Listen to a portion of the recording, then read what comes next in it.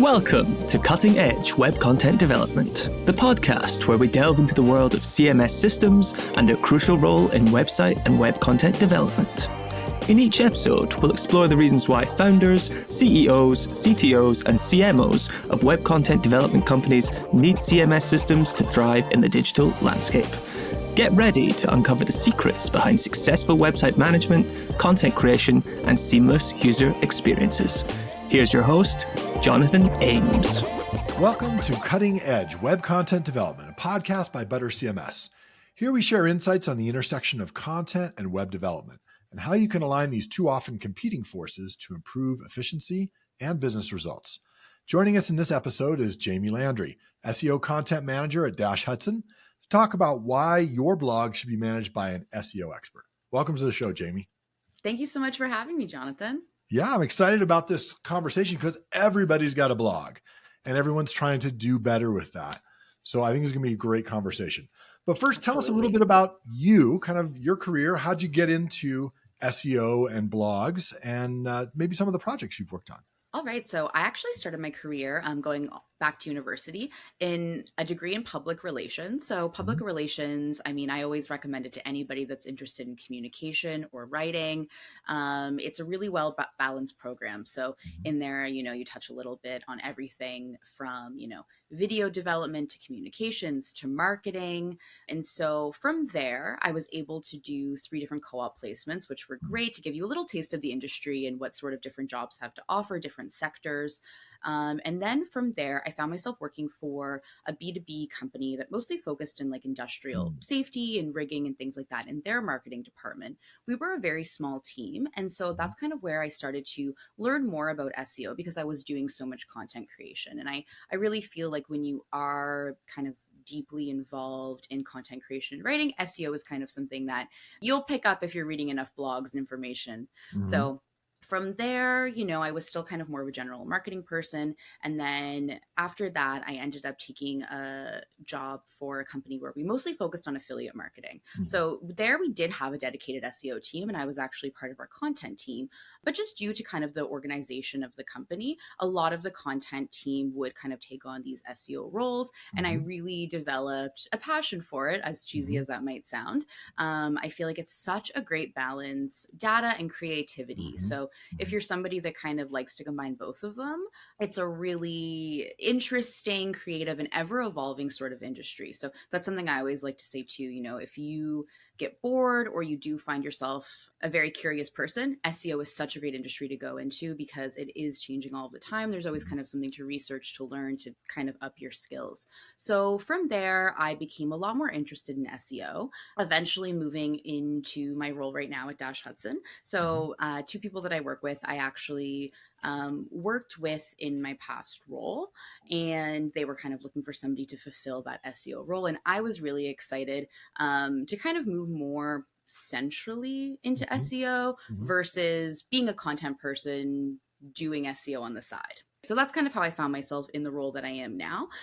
It's kind of funny because SEO is probably one thing that we didn't necessarily cover in my university education in PR. But again, that's such a great thing about that program is you can kind of find yourself doing any number of things. So yeah, no, Jamie, I've talked to probably over a dozen SEO experts in the last couple months on this podcast, and not one of them has gotten their SEO experience out of a college or university, mainly because it didn't exist back then. But it's interesting the different directions that people come into SEO from. So as far as this is a strategy, you want to have somebody who knows SEO as your blog manager. What kind of strategies would that person follow to drive organic traffic? Well, one thing that's so great about a blog, and again, it depends too on which part of the funnel you're aiming for. Some people choose to position their blog as kind of a bottom of funnel source to get traffic. So, posing questions that your target audience would likely be searching for and things of that nature. But, there are people that approach their blogs from different ways. Maybe they do want to drive more of that top of funnel traffic. So in terms of kind of strategies that they would use to boost organic traffic, this might sound very basic, but really I think you do kind of have to start with keyword research. So in addition to kind of understanding what your business goals are and your marketing objectives, and of course, who your demographic is, aside from all of that research, keyword research does play a very big part of it. You can always use your discretion and write about certain topics that you think your audience would likely be interested in that relate to your business. That being said, in my experience, I have generally always found success when I am kind of aiming for a keyword that has the right volume and then also the right difficulty. And again, that also depends on your organization's credibility, your authority, how large or small you are. And in addition, and I guess another strategy that goes kind of hand in hand with your keyword research would be identifying your content clusters and your pillar content. And again, I do think that does connect back to your marketing objectives and goals. And this is something that I think I kind of think as like this interconnected web, also because as somebody who, I'm managing a blog and I am working in SEO, but I am also part of a marketing team. So a big focus for me is always, how are we kind of communicating what we're doing back into how that, connects to our goals. You could get all of the traffic in the world, but if people aren't converting, if you're not keeping them on the page, if they're not going through other touch points in your website, that might not be the traffic that you're looking for. It could help you, bolster your search results and things of that nature. So for me, identifying the business goals and kind of what your targets and objectives are kind of go hand in hand with identifying your content pillars. So for example, I guess I can give you an example actually from my previous role, just because I guess it's a little bit interesting. So we were an affiliate website, but we wanted to kind of diversify some of our content pillars and clusters. The site had a lot of legacy blog and news content, and we kind of wanted to try something different that would connect with our users. So we did a little bit of demographic research, and we found out that our target audience was really interested in finance and collectibles. So that did kind of connect to what our goals were as a company, and we could connect it back to things like CTAs, to things like pages that were more conversion focused. So from there, we decided to, build a finance cluster and also a collectibles cluster. So I would say the collectibles cluster was quite great for us. So we started with, kind of a pillar content, what are collectibles, why you should care. And then from that piece of pillar content, we were able to expand that cluster for things like, top 10 collectibles, maybe top 10 collectibles that have potential to kind of blow up in the next few years, just to kind of name a couple. So that was something that for us was a pretty big win, just because it was something that we knew our audience was seeking. So instead of, I guess, creating content with the hopes that people would find us, we went right to them with the idea of, what do you need? What do you want to see? We will make that for you. Right. Could you define, just for those who are non-SEO experts here, what is pillar content, just so they can understand that?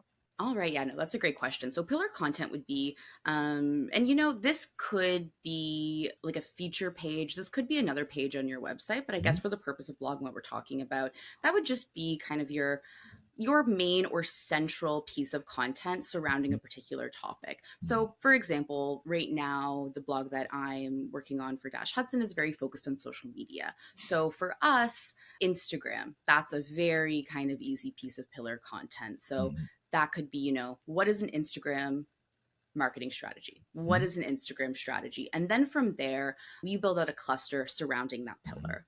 So, from everything from Instagram Reel strategy, explaining the Instagram algorithm, what songs are trending on Instagram, and all of those little pieces that can kind of help inform your pillar cluster. In addition to that, when you're kind of having a pillar and a content cluster, it's also very helpful for your internal linking strategy. So again, maybe not all of the time.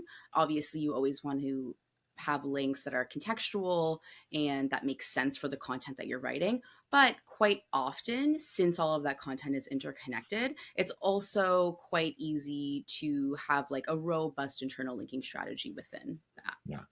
No, that's a good definition of pillar content. Going back to something you'd said earlier, you talked about, top of funnel or bottom of funnel content that could be on a blog. Have you typically followed a particular kind of percentage, like a certain percentage that's top of funnel, a certain percentage that's bottom, or do you focus all of it towards one area of the funnel? What have you found works in the past for you as far as splitting your content among these different funnel stages? I think too, for me, in my experience, it has kind of depended on the organization and I guess where our ultimate goal is and where we're kind of hoping to lead the person. So I would say we don't normally look at it in terms of percentages, although that's is honestly like a great way to look at it. But I would say for me and the purpose in the blog, it would probably be like maybe even like 75 to 80% that bottom or even like middle of funnel, just because blogs typically aren't used as a very strong conversion tool. That being said, we do have goals surrounding leads for our blog. And we do try to enhance them with things like calls to action, other downloads. So again, you might notice when you're creating your blog content that maybe people are going more to download a template versus, submitting for a demo. Yeah.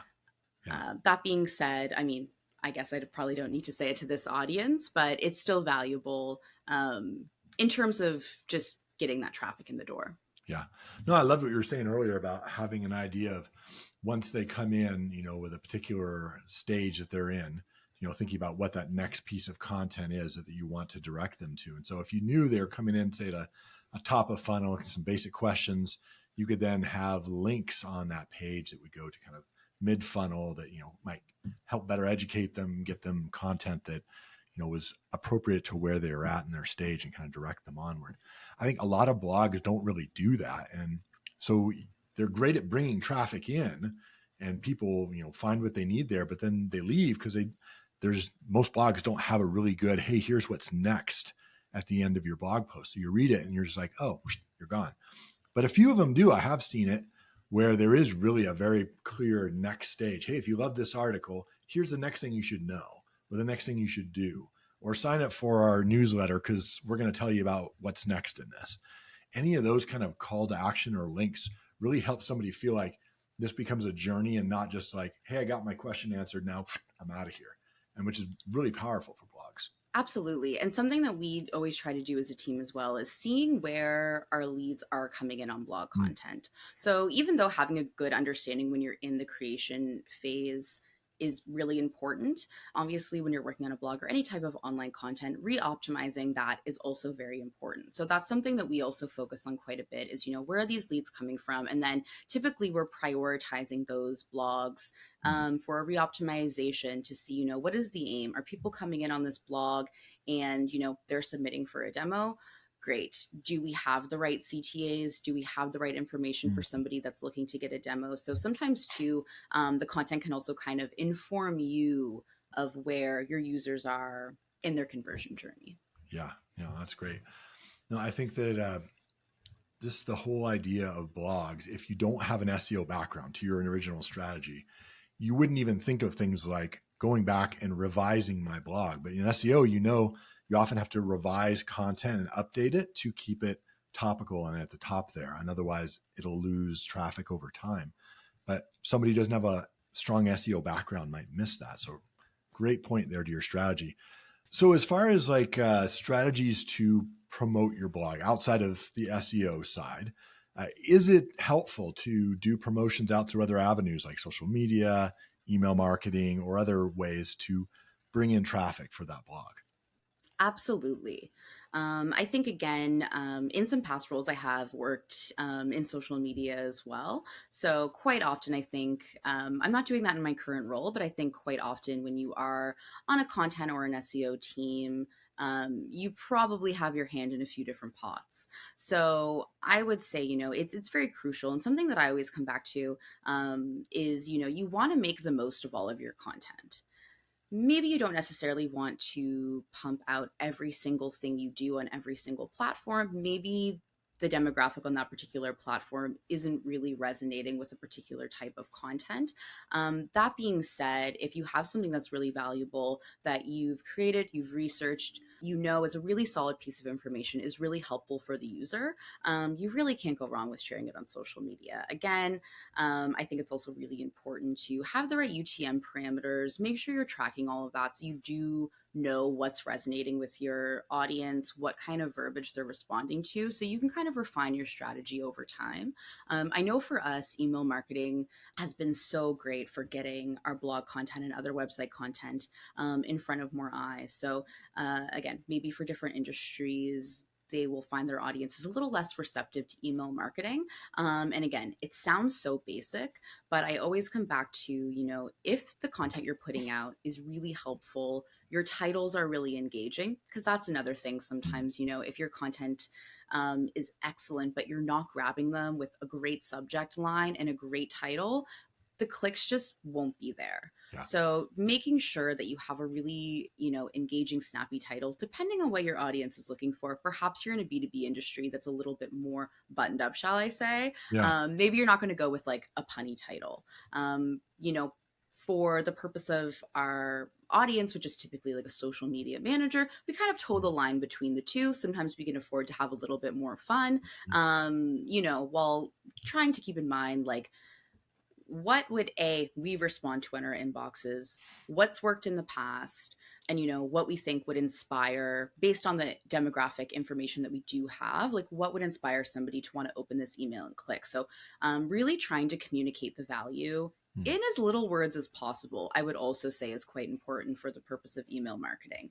If something's too long, a lot of people are just skimming that information. So, but if they can see, hey, this is really valuable to me, this is really going to help my workflow, this is really going to help my team achieve results.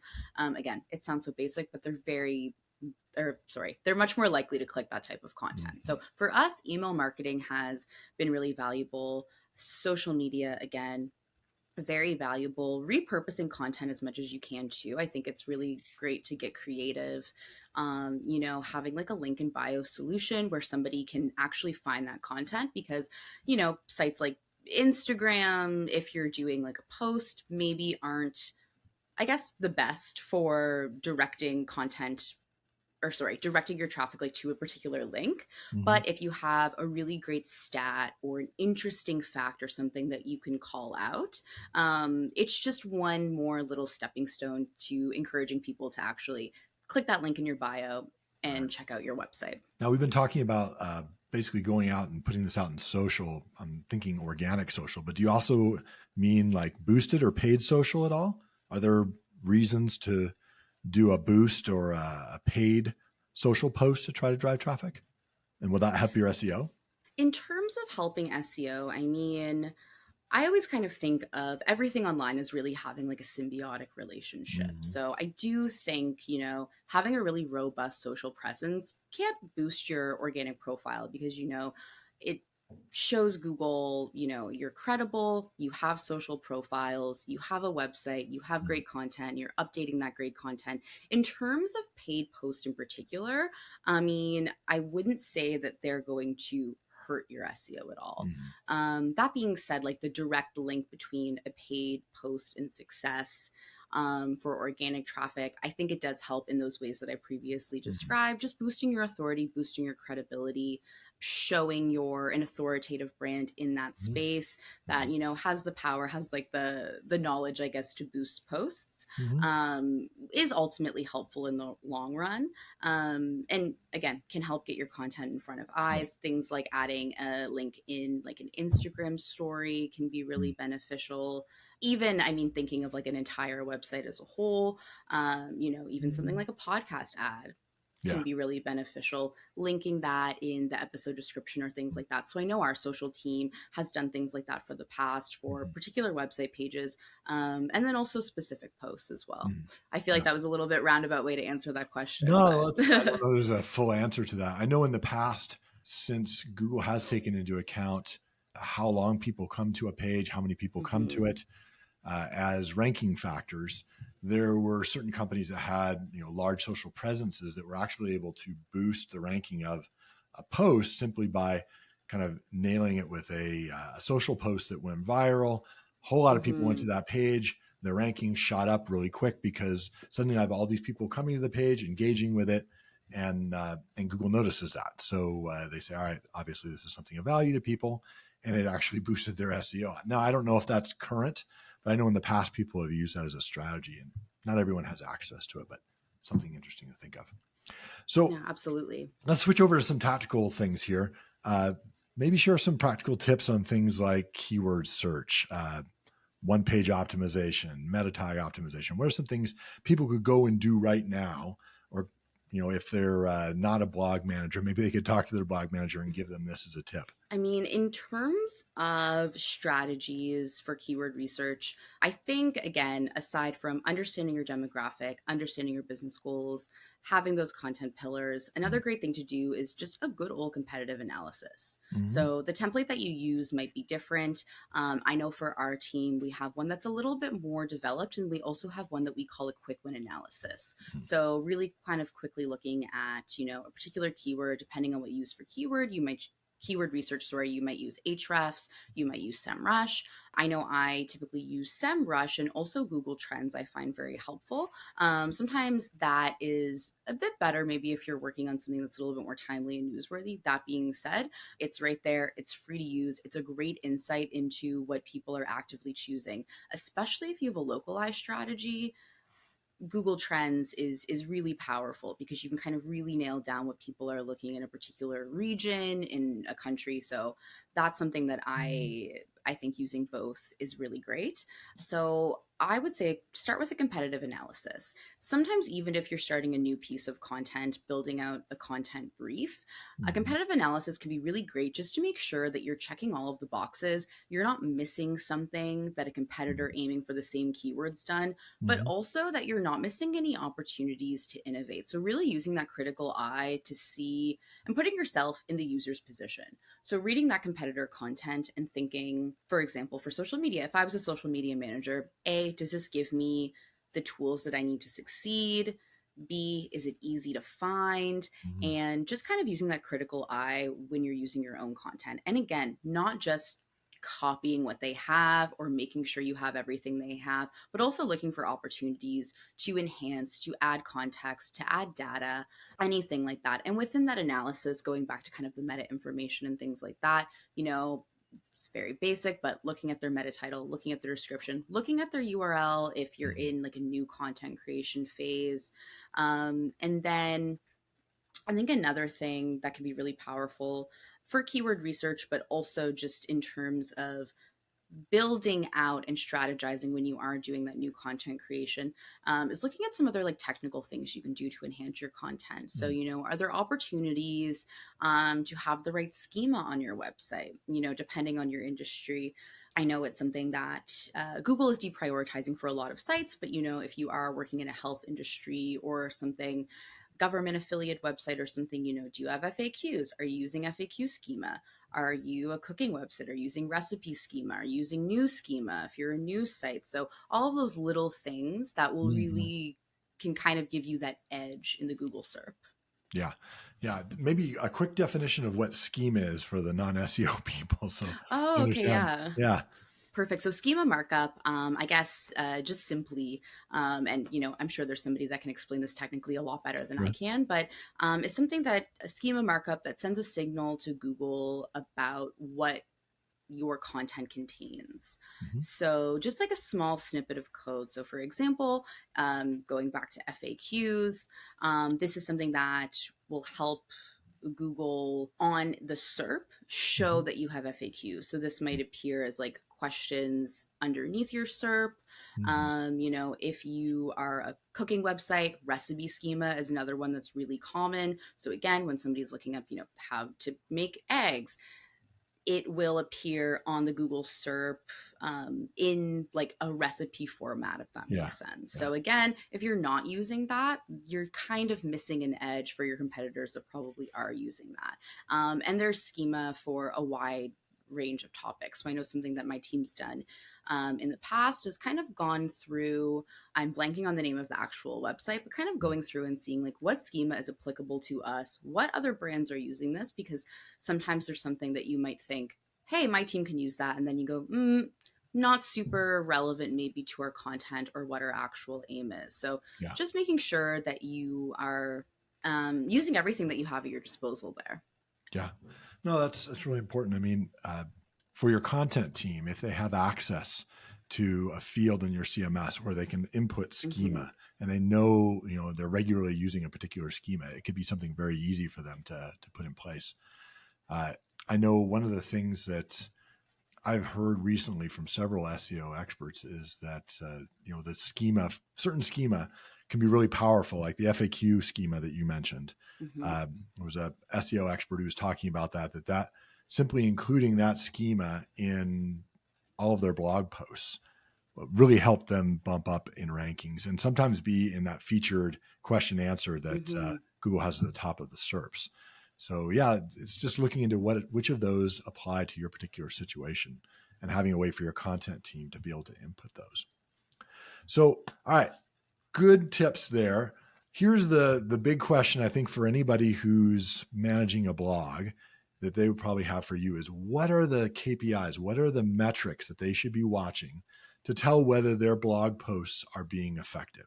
I think KPIs, they are largely informed by your business goals. So for example, kind of going back to what we initially discussed, maybe you do have some more top of funnel goals. Maybe you will want to look at things like leads, demo requests, downloads, even clicks to a certain page. I would say though, at the most basic level for my team, sessions on Google Analytics, it's a classic, but I guess you could say, it's a classic for a reason. Comparing your sessions quarter over quarter, month over month, whatever your kind of reporting periods are, again, very basic, but a great indication of which pages are popular, who's visiting them. Obviously, you can kind of drill down to different demographics. Are you reaching a lot of people? Are you reaching people in the region that you're focused in?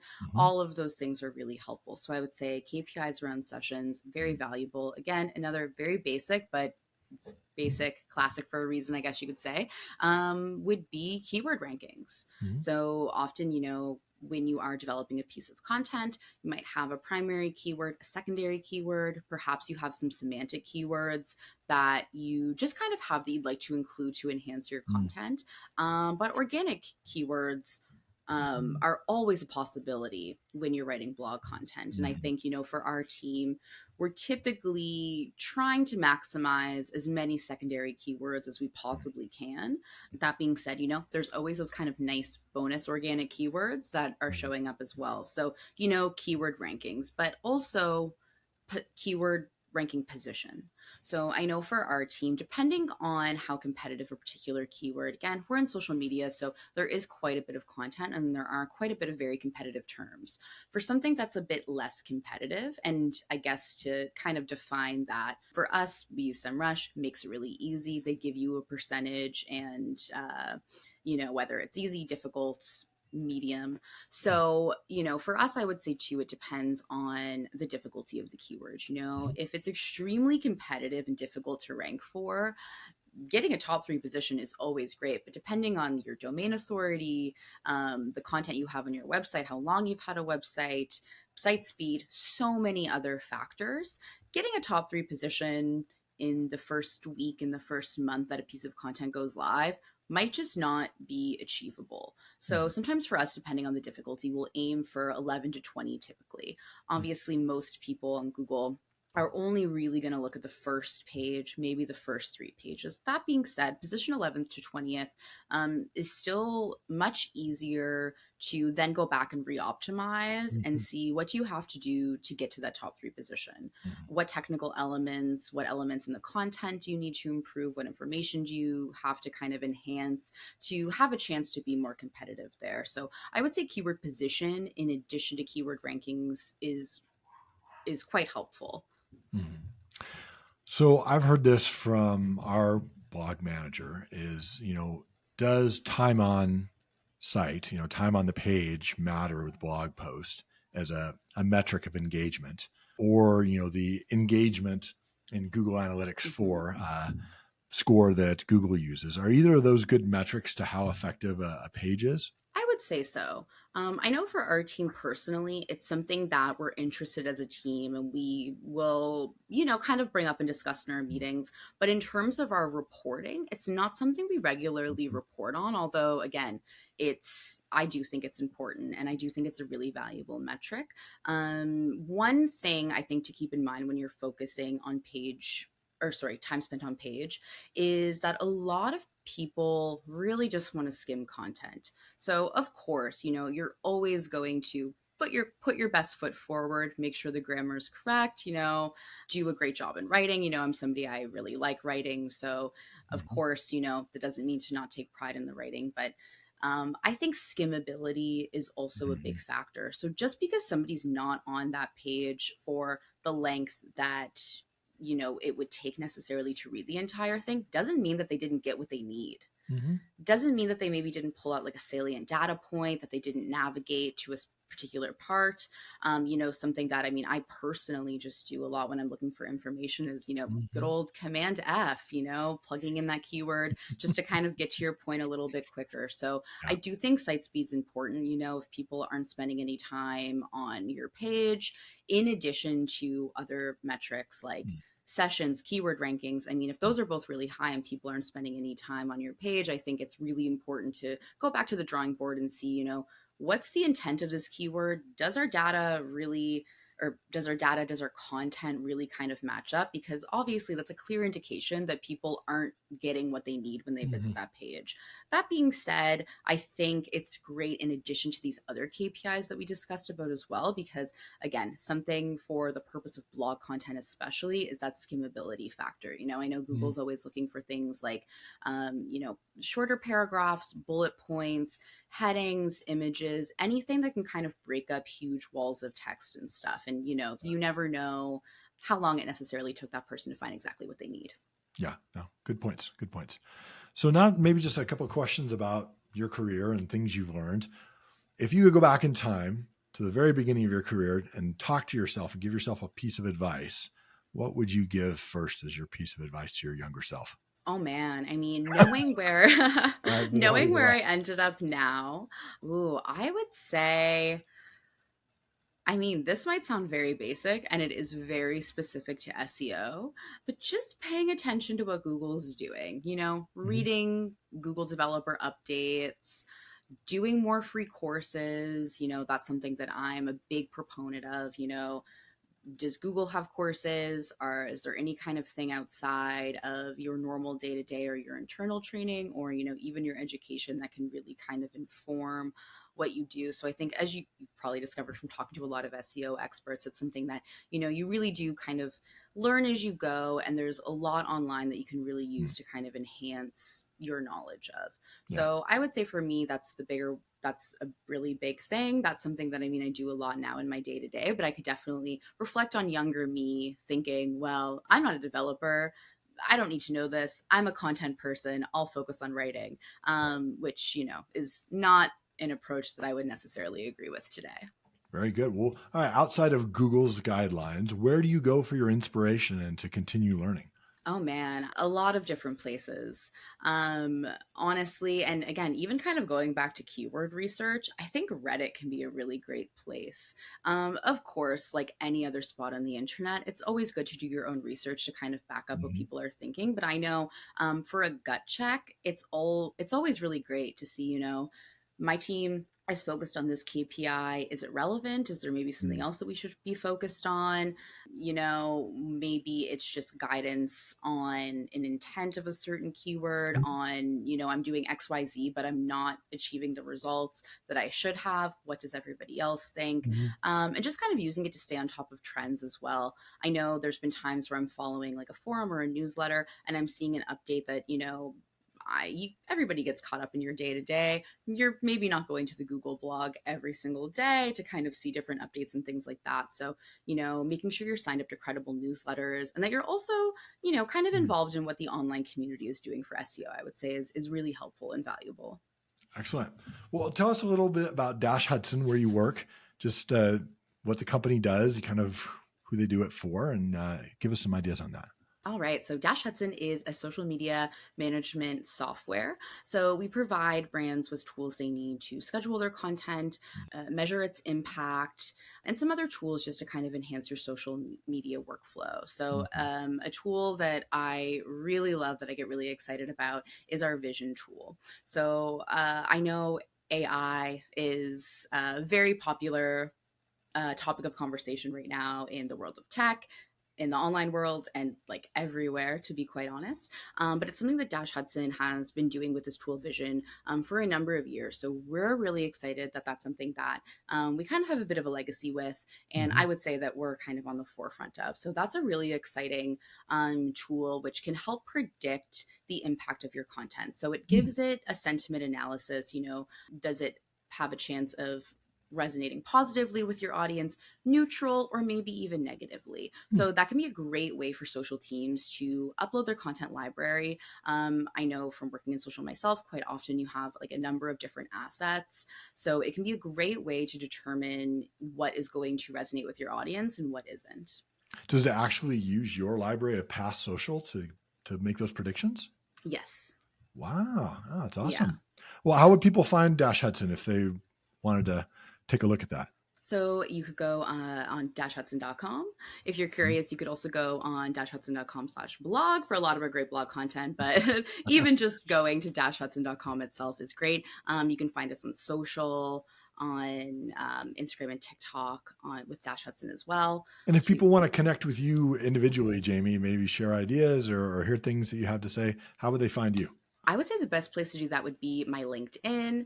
I think that will be linked in the description if I'm not mistaken. Sure. Yes. Yeah.